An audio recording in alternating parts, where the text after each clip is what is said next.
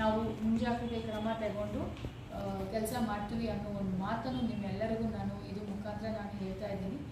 ಹೆಚ್ಚಾಗಿ ಈಗ ಎಲ್ಲಿ ನಮಗೆ ಜನಸಂಖ್ಯೆ ಡೆನ್ಸಿಟಿ ಆಫ್ ಪಾಪ್ಯುಲೇಷನ್ ಜಾಸ್ತಿ ಇದೆ, ನಮ್ಮ ಸಿಟಿ ಕಾರ್ಪೊರೇಷನ್ ಲಿಮಿಟ್ಸು ಮತ್ತು ಶಿರಾ ULBಯಲ್ಲಿ ಕೂಡ ಎಲ್ಲ ಹೆಲ್ತ್ ಇನ್ಸ್ಪೆಕ್ಟರ್ಸು ಮತ್ತು ಅಲ್ಲಿ ಕೆಲಸ ಮಾಡುವ ಎಲ್ಲ ಅಧಿಕಾರಿಗಳು ಕೂಡ ನಾನು ಇದ್ರ ಮುಖಾಂತರ ನಾನು ಹೇಳುವುದು, ಮನೆ ಮನೆಗೆ ಸರ್ವೆ ಮಾಡಿಸಿ ಜಾಗೃತಿ ಮೂಡಿಸಿ ಮತ್ತು ಮುಂಜಾಗ್ರತೆ ಕ್ರಮಗಳು ಏನೇನಿದೆ ಅದೆಲ್ಲನೂ ತಗೊಳ್ಳಿ.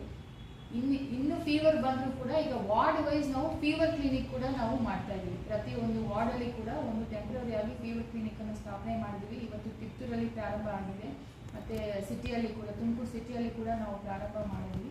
ಸೊ ಇಷ್ಟೆಲ್ಲ ನಾವು ಮುಂಜಾಗ್ರತೆ ಕ್ರಮಗಳನ್ನು ನಾವು ತಗೊಂಡಿದ್ವಿ. ಈಗ ಮೊನ್ನೆ ಒಂದು ನಮ್ಮ ಜಿಲ್ಲೆ ಒಳಗಡೆ ಗುಣಶ್ರೀ ಅನ್ನೋ ಒಂದು ಹುಡುಗಿದು ಡೆತ್ ಆಗಿರೋದು ಡೆಂಗೂಯಿಂದ ಆಗಿದೆ.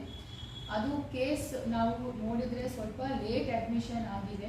ಅವರು ಒಂದು ಮನೆಯಲ್ಲಿನೇ ಒಂದು 10 ದಿವಸ ಅವರು ಟ್ರೀಟ್ಮೆಂಟ್ ತಗೊಂಡು ಆಮೇಲೆ ಅದು ವಾಸಿ ಆಗಿಲ್ಲ ಅಂತ ಹೇಳಿ ನಮ್ಮ ಡಿಸ್ಟ್ರಿಕ್ಟ್ ಹಾಸ್ಪಿಟಲ್ಗೆ ಅವರು ಬಂದಿದ್ದಾರೆ.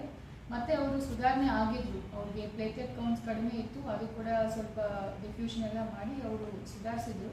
ಬಟ್ ಸಡನ್ ಆಗಿ ಒಂದು ಡೆಂಗು ಶಾಕ್ ಸಿಂಡ್ರೋಮಿಂದ ಅವ್ರದ್ದು ಡೆತ್ ಆಯಿತು ಮೊನ್ನೆ.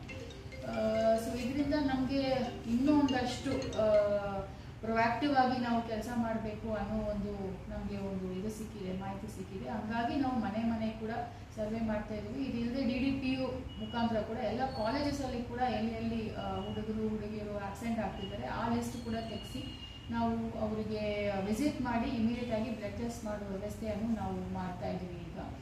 ಸೊ ದಯವಿಟ್ಟು ಸಾರ್ವಜನಿಕರು ನಿಮ್ಮ ಮನೆಯಲ್ಲಿ ಒಂದು